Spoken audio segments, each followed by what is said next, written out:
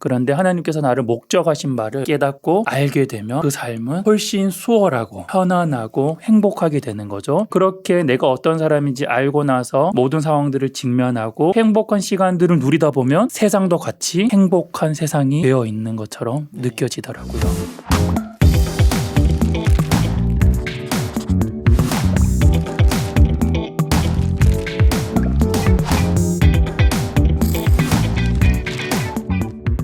오늘은 외로운 누군가의 기댈 곳이 되어 살아가는 김성민 대표님을 만나보도록 하겠습니다.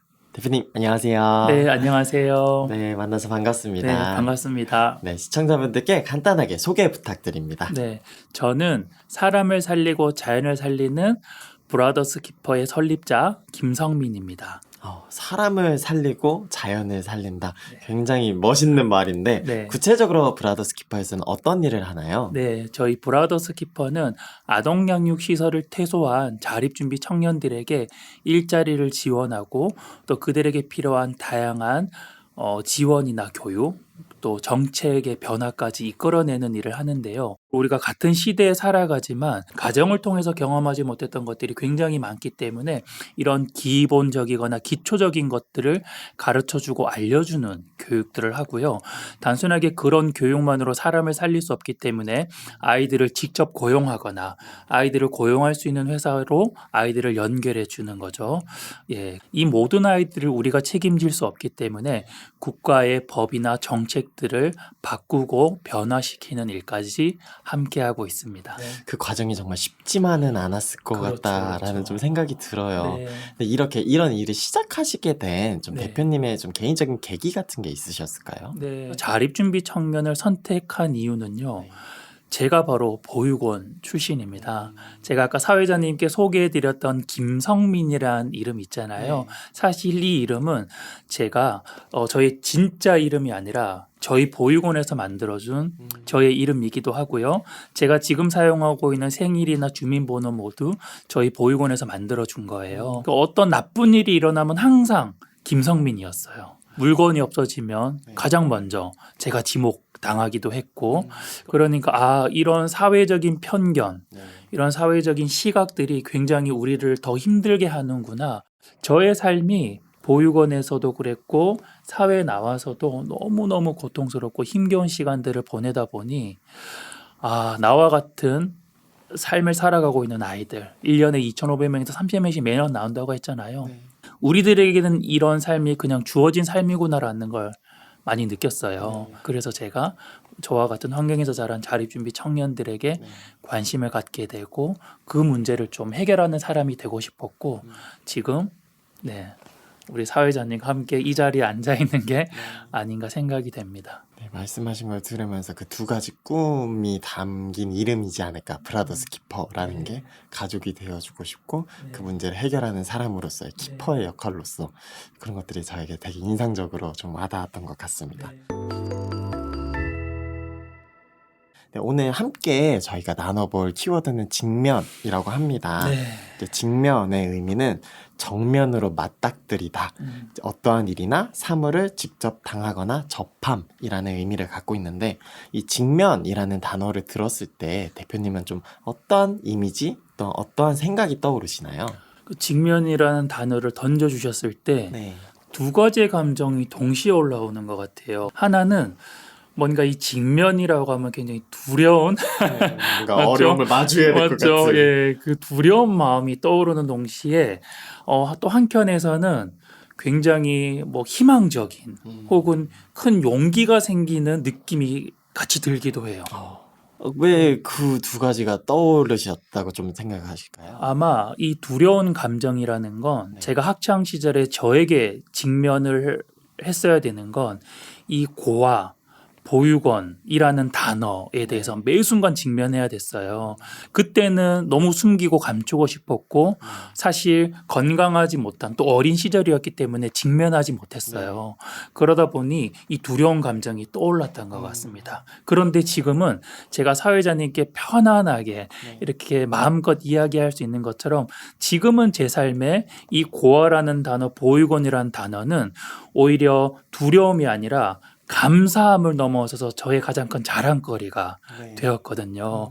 그래서 그것들을 사회에 나오면서 잘 직면하다 보니 오히려 이 직면이라는 단어는 저에게 용기와 희망을 주는 네. 단어처럼 느껴지기도 하는 것 같아서 네. 이 두 가지의 감정이 같이 떠오르는 것 같습니다. 네, 이제 그 당시에 아까 말씀하셨듯이 이제 신앙을 가지게 된 것, 좀 이런 것도 나를 제대로 직면하는 것, 나의 정체성에 대해서 좀 하나님의 자녀라는 그 정체성으로 좀 직면할 수 있지 않았나라는 좀 생각이 드는 것 같아요. 네, 말씀하신 것처럼 제가 저로서 서 있을 때에는 맞아요. 표현할 수 있는 길이 고아, 보육원이라는 단어밖에 없었어요.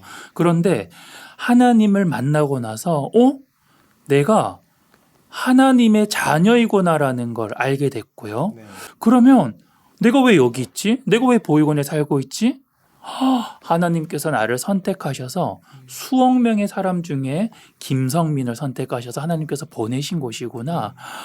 그러면 내 지나온 17년의 시간은 버려진 시간이 아니라 나와 같은 환경에 있는 아이들의 삶을 잘 이해할 수 있도록 네.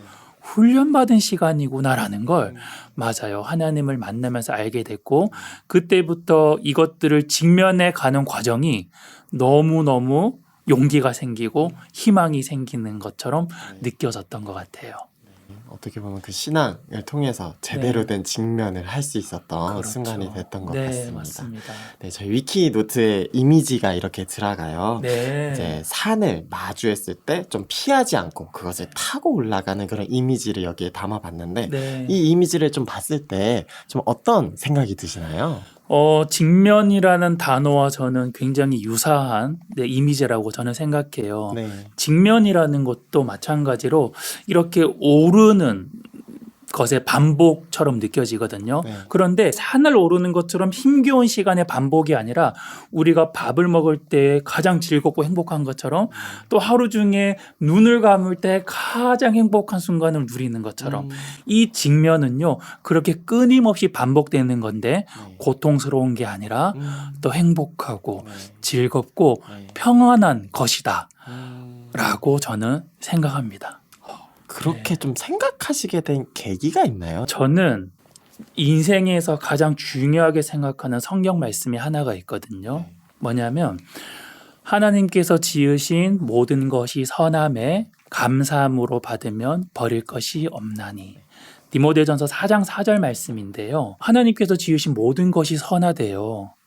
그러면 이 모든 것 안에 저도 포함될 거잖아요. 맞죠? 그러면 내 삶에서 내가 부모님이 계시지 않는 거, 매일 맞고 매일 굶었던 시간들, 그리고 놀림을 받고 사람들로부터 여러 가지 오해를 받았던 그 시간들, 이 시간들이 내가 스스로 직면할 때 너무 고통스러웠지만 이것들을 감사함으로 받을 때 버릴 것이 하나도 없다고 말씀하고 있더라고요. 실제로 이것들을 감사함으로 받으니까요. 제가 저와 같은 경험을 한 많은 아이들을 누구보다 잘 이해하는 사람이 되어 있더라고요. 그래서 그들에게 무엇이 필요한지 앞으로 어떤 삶을 살아가야 될지 가장 잘 알려주는 사람이 되었더라고요. 내가 직면하는 대상이 무언가 보다 내가 그것들을 어떻게 바라보는가, 내가 그것들을 감사함으로 바라보고 있는가가 어떻게 보면 직면에 있어서 중요한 요인이지 않을까라는 좀 생각을 하게 되는 것 같습니다. 맞습니다. 네, 이번에는 대표님께서 그 경험하셨던 직면의 순간에 대한 좀 이야기를 나눠보려고 합니다. 오늘의 일상을 살아가는 데 있어서 좀 과거에 직면을 했었지만 지금도 나에게 영향을 끼치고 있는 좀 그런 사건이 있으셨나요? 어린 시절에 저는 비 오는 날을 정말 싫어했어요. 왜 비 오는 날이 싫었냐면 제가 보육원에 있을 때는 저는 신발이 한 컬레밖에 없었습니다. 그러니까 비가 오면 이 신발이 다 젖어버리는 거죠. 이 젖은 신발로 학교에 가면 이제 실내화로 갈아 신어야 되는데 실내화로 갈아 신게 되면 양말은 다 젖어 있고 젖은 신발을 신고 왔기 때문에 냄새가 엄청 많이 나잖아요. 그러면 질퍽질퍽한 걸음으로 제가 교실에 들어가면 친구들이 누가 똥 쌌냐고 누가 된장 퍼왔냐고 막 그렇게 놀리기 시작하는 거예요. 네. 그때부터 두려워지기 시작하는 거예요. 음. 이 젖은 신발로 교실에 들어가야 하고 네.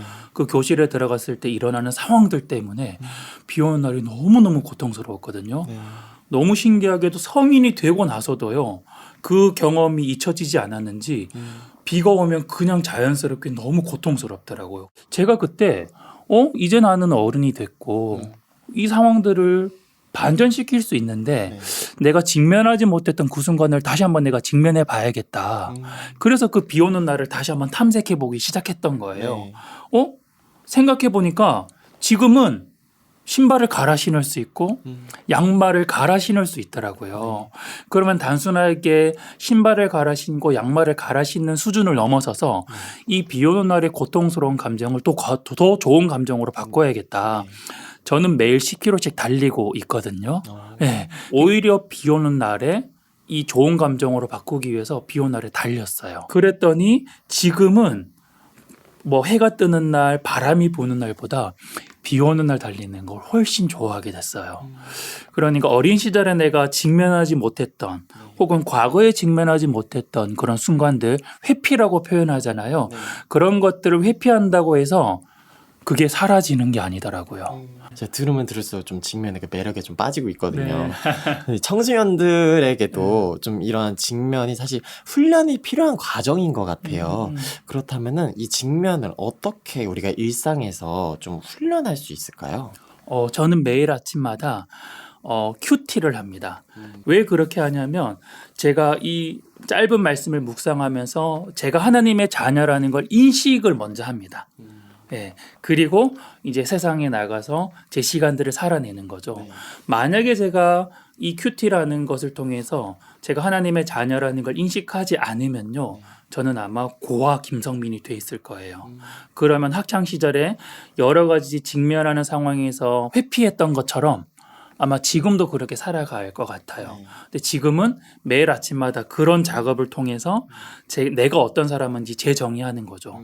그리고 그 재정의한 하나님의 자녀인 김성민이 그 상황을 멋지게 이겨내는데요. 물론 믿지 않는 친구들이 할 수 있는 방법도 있습니다. 뭐냐면요. 저는 하루에 감사를 몇천 번은 하는 것 같아요. 예, 저는 믿지 않은 친구들도 할 수 있는 방법은 바로 감사라고 생각하거든요. 전 눈을 뜨자마자 오늘 하루가 허락된 거잖아요. 만약에 여름날 덥다. 그러면 저는 이렇게 표현해요. 따뜻하다. 네. 그리고 겨울이어서 춥다. 그러면 저는 시원하다. 실제로 그렇게 느껴지거든요. 네. 그렇게 매 순간 감사하려고 노력합니다. 그러면 실제로 모든 상황이요. 나를 위해서 허락된 것처럼 만들어지더라고요. 그래서 저는 감사하자. 예, 우리 청소년 시기에 있는 친구들은 감사하는 크기만큼 저는 쓰임받는 크기가 결정된다고 생각합니다. 그러니까 우리 친구들이 정말 크게 쓰임받고 싶다면 저는 지금부터 감사를 쌓아갔으면 좋겠다라고 이야기해주고 싶어요. 말씀하신 걸 들으면서 저는 좀 직면에도 좀 순서가 있구나라는 생각을 하게 됐던 것 같아요. 먼저는 하나님을 내가 직면해서 나의 존재를 또다시 직면하고 그렇게 올바른 직면 속에서 내가 마주하는 관계와 문제와 어떠한 그 길에서 내가 그것들을 온전히 직면할 수 있는 힘이 생기는구나 라는 좀 생각이 들었던 맞습니다. 것 같습니다. 맞습니다. 지금까지 직면이라는 키워드에 대해서 함께 이야기를 나눠봤는데요. 이제 마지막으로 대표님께서 꿈꾸시는 건강한 직면이 이루어지는 세상은 어떤 모습일까요? 저는 어린 시절에 이제 제가 꿈꿔왔던 세상이 있거든요. 너무 감사하게도 수많은 직면을 경험하다 보니 제가 꿈꾸는 세상을 직접 경험하고 있어요. 무슨 말이냐면 저희 브라더스 키퍼를 통해서 세상이 자립준비 청년이 있다라는 걸 알게 되었고요. 자립준비 청년이 있다라는 걸 아는 것으로 끝나는 것이 아니라 이 아이들에게 관심이 생기고 이 아이들에게 필요한 법과 제도가 만들어지기도 했고요. 이 사람을 지원하고 돕는 기관이나 단체, 기업들이 나오기 시작했어요. 사실 제가 어릴 때는 누구도 관심을 갖지 않았던 부분이었거든요. 그 어린 시절에 제가 꿈꿔왔던 세상이 지금 막 만들어져가고 일어나고 있다 보니까 우리가 특히 각자 개인 네. 우리 청소년들이 내 삶을 그렇게 건강하게 직면한다면 이 세상은 훨씬 더 아름다워질 수 있겠구나라는 생각이 들더라고요. 네. 하나님은 분명히 우리들을 창조하신 목적이 있을 겁니다. 네. 그리고 우리가 우리들을 통해서 하나님께서 이루고 싶어 하는 것들이 분명히 있을 거예요. 네. 근데 우리는 그걸 잊고 살아가잖아요. 네. 그러면 세상에 살아가는 삶이 굉장히 혼란스럽거든요. 그런데 하나님께서 나를 목적하신 바를 깨닫고 네. 알게 되면 네.